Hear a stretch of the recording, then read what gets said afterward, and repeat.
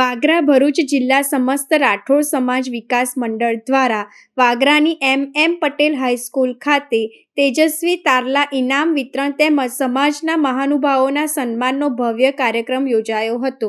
કાર્યક્રમ દરમિયાન વિવિધ ક્ષેત્રોમાં ઉત્કૃષ્ટ સિદ્ધિ હાંસલ કરનાર વિદ્યાર્થીઓને તેજસ્વી તારલા એવોર્ડ આપી પ્રોત્સાહિત કરવામાં આવ્યા હતા।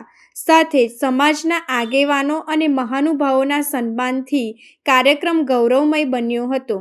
આ પ્રસંગે ટ્રસ્ટના પ્રમુખ સોમભાઈ રાઠોડ, મહેશભાઈ રાઠોડ, મુકેશભાઈ રાઠોડ, સંજયભાઈ રાઠોડ સહિત સમાજના આગેવાનો, મહેમાનો, વાલીઓ અને મોટી સંખ્યામાં સમાજજનોએ હાજરી આપી હતી।